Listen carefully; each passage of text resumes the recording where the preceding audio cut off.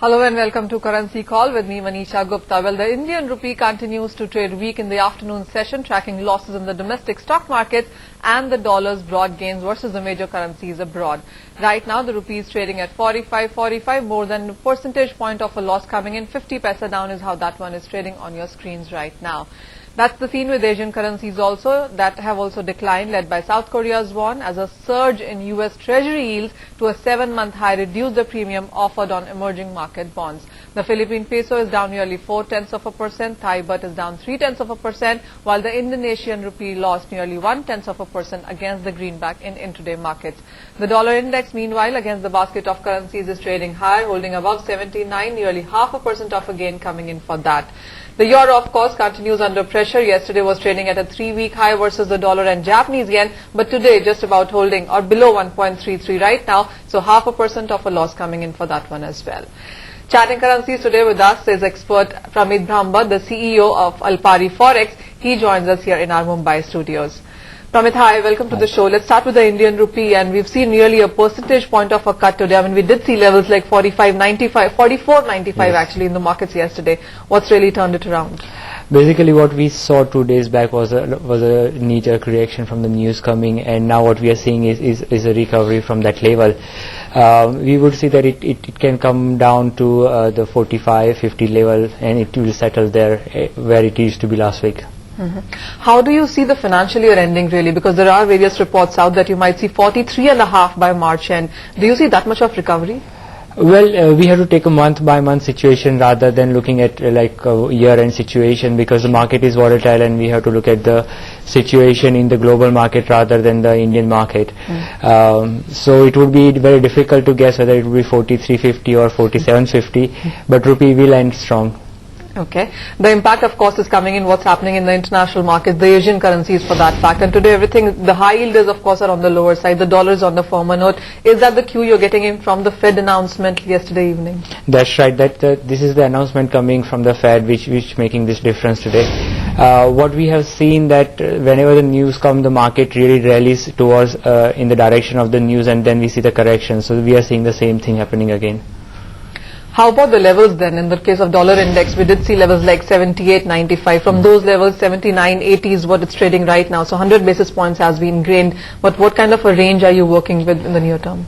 We expect that the calendar year will end with the stronger dollar, since we have seen that euro dollar has touched 1.29 levels as well. So it is expected that it will end on the stronger note. But within a week the Europe will go and the US will go in the holiday mood. So it will be very difficult to see that any big swings coming on the either side, but we will see that index can be anywhere between 80 to 81 range, and the other currency pair will be, dollar will be stronger as well.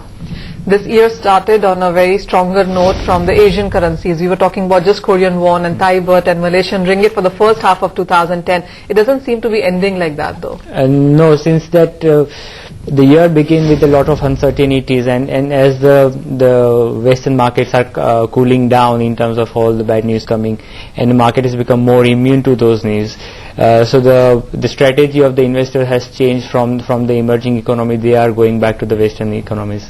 And one name that really stands out in the Western economies or the developed economies really is the Japan. Absolutely. Is that where you see much of money flow going in now? Well, the Japanese yen was used as a safe haven at the time of crisis in dollar and euro. But what we have seen recently, that there is some sort of shaking happening in the manufacturing units of Japan as well, and they are not as confident as they were like few months back in terms of the growth. So that will be a new challenge for Japan to sustain the growth level in the 2011 to make their currency stronger. Let's talk about the euro now, and there is this meeting about the European nations coming up on 16th and 17th December. Many people have written it off, not much is expected to happen. But then again, we have seen most of these European nations actually in disagreement on how to curb the crisis.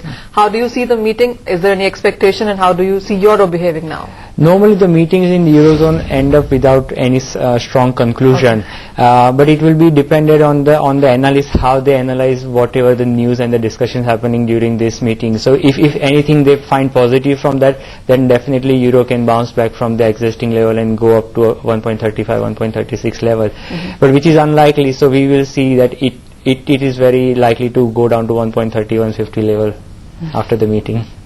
All right, Pramit, let you go at that. So euro continues under pressure, and rather than 1.35, you would see it at 1.32. Rupee, of course, is something that you need to keep an eye on. 1% down right now, and is expected to go up to 45.5, even 46 in coming few sessions.